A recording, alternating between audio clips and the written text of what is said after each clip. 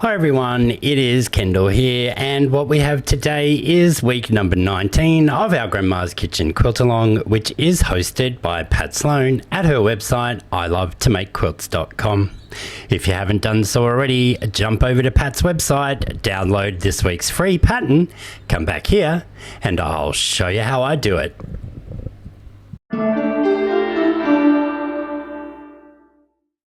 So we begin where we begin every week, with all of our pieces this time cut out as per Pat's wonderful free pattern, which, as I said, is available at her website ilovetomakequilts.com. We're going to start this week by making all of the half square triangles that we need. So we are going to take all of our 4-inch squares that we have. So we should have 2 in our light, 2 in our dark fabric, and 4 in what on the pattern is referred to a medium, but for me it is this light grey dotty fabric. All 8 of these will become half square triangles. So to begin, we'll take the 4 medium fabrics and draw a diagonal line from corner to corner on the wrong side of all of these. We'll match those up right sides together with all of our other squares, so our 2 light and our 2 dark. Take those to the machine and stitch 1/4 inch on each side of that drawn line. We'll then take these to the pressing mat and give them all a press first to set those stitches and relieve any tension that may have been caused by sewing across that bias.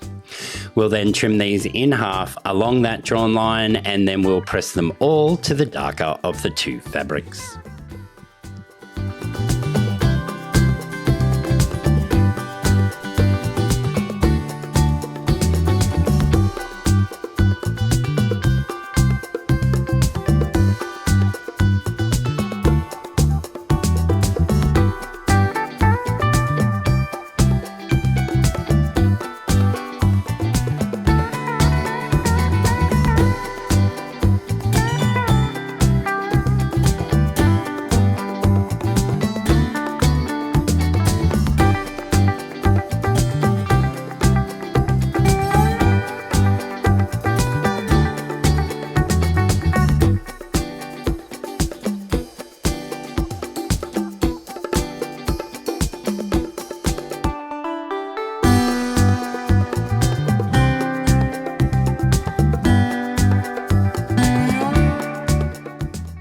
We are now ready to trim these down to their final size of 3.5 inches, and you could use the 6.5 inch Creative Grids ruler that I've pulled in over the edge there, but I am actually going to use my makeshift block lock. We've talked about this before. I've just placed 3 layers of painter's tape along my diagonal on this little 3.5 inch Creative Grids square ruler, and that butts up against the seam allowance as you saw there and allows me to make sure that I'm trimming everything down. Do not cut towards yourself as I am here. No idea why I did that, but I always capture my errors or mistakes on video for you all to see. What I decide after doing that one is to pull in my rotating mat. Because in this instance, our 3.5 inch Creative Grids ruler is the same size that we're trimming down to, the rotating mat will make this easier for me and less dangerous. Once again, butt that painter's tape edge up against that seam allowance. Make sure you're trimming away fabric on all 4 sides.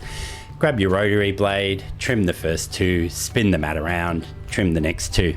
Do this for all 8 of our half square triangle units, or trim them down in whichever method is your preferred way.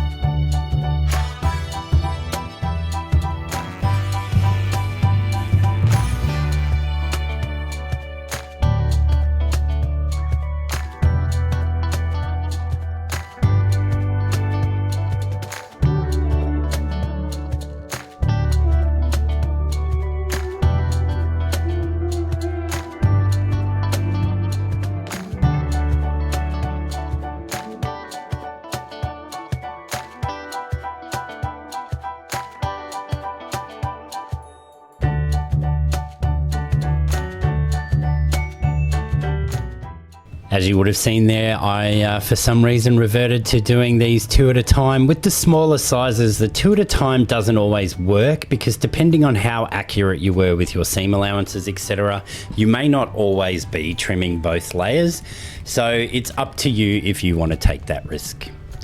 We now need to make the block for the center of, or the unit for the center of our block, which is taking in the large 6.5 inch square and simply putting a sew and flip on 2 of the opposite corners. And as you know, you can do a sew and flip the traditional method by drawing a line, taking it to the machine, stitching on the line and trimming away the excess and then pressing out.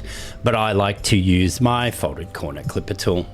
To use this tool, we just line up the 3.5 inch measurement, which is the size of our light square there, on all the markings of the tool, and then we trim away the excess before taking it to the machine and stitching our 1/4 inch. We'll press this out towards the actual sew and flip corner, and we'll do the same on the diagonally opposite corner of this central unit.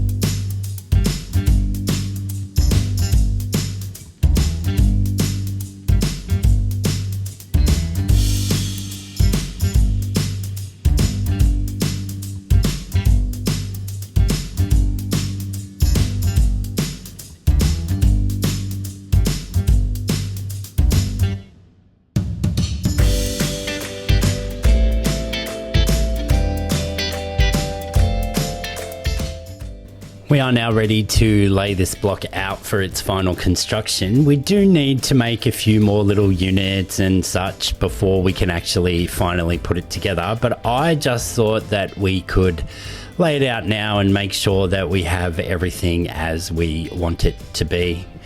We are creating a spool type effect in the middle here with our dark fabric, and then for our half square triangles that are made of the light and medium, we just want all of those to have the medium fabric pointing away from the center.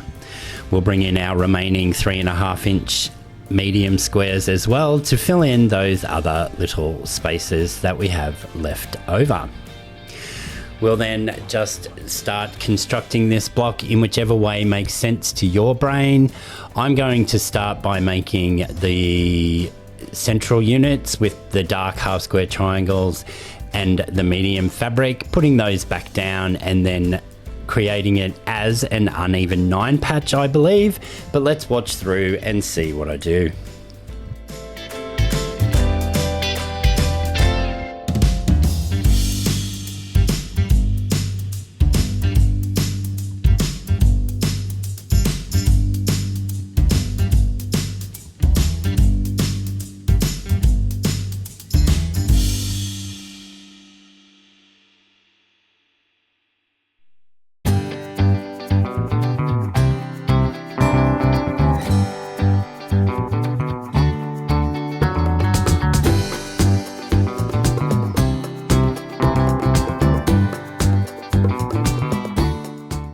So after sewing all of those pairs together, making sure that I maintained the correct direction for those half square triangle units, I am just pressing everything towards that medium fabric, and I am indeed laying this back out, and I will put it together as an uneven 9 patch.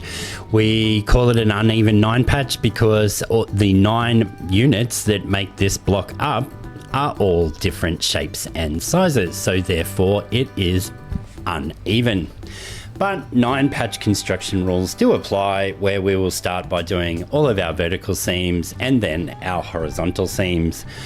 I do a fair bit of fig pokery to get all my seams to sit the way that I want them for final construction when it comes to pressing, but we'll talk about that when we get to them.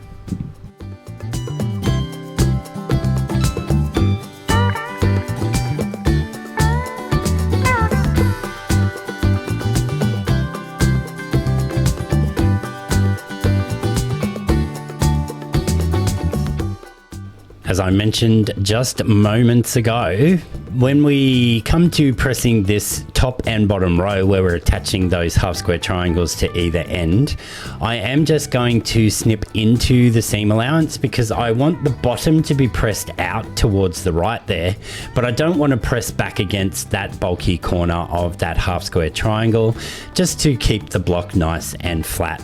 So we snip into but not past the stitching line there, and then we can move our seam allowances in those two opposite directions that you just saw. Then when it comes to the center row, we will press in towards that center block, and this gives us intersections that will nest when we come to do our horizontal seams.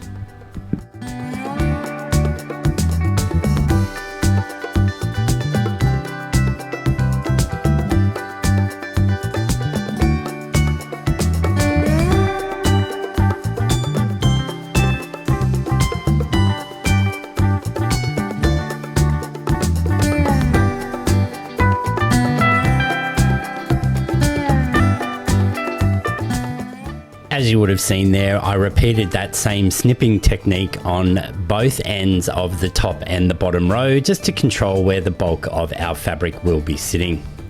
We now come to do our very first horizontal seam, and as I said, we are just pressing in towards the middle for these.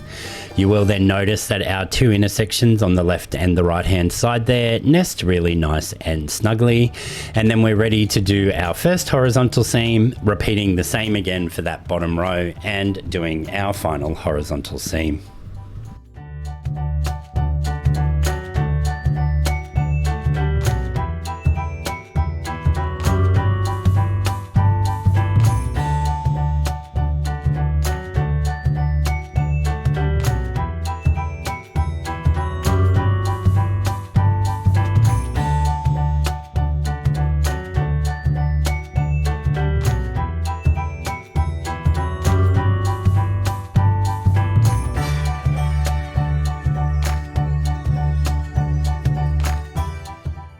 As we will have a little bit of bulk coming together where those two half square triangles are crossing over, you guessed it, we are going to spin that intersection.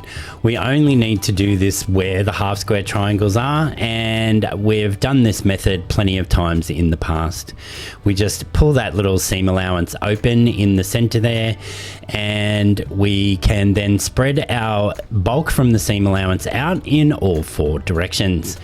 We only need to do it on the side there where we have that those half square triangles, but just over here on the left hand side you can see I just snipped into the seam allowance the same as we did before, just so the point of that half square triangle will point in the direction I want to and not create any more bulk in the block. We will repeat exactly those same steps once we've attached our bottom row, and our block for this week will be done.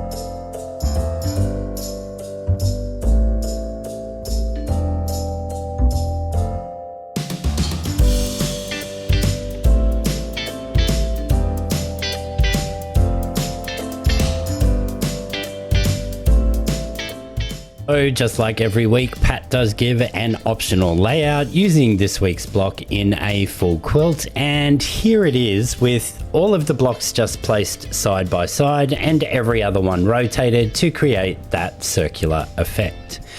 You could always set your quilt on point, and once again just rotating every other block so that you've got horizontal and vertical spools, which I thought looked quite interesting. You could separate it with sashing and cornerstones, but I like them all just next to each other. And finally, I just thought I could show you if you were to colorize each spool and have them on this on point setting, here is what that would look like.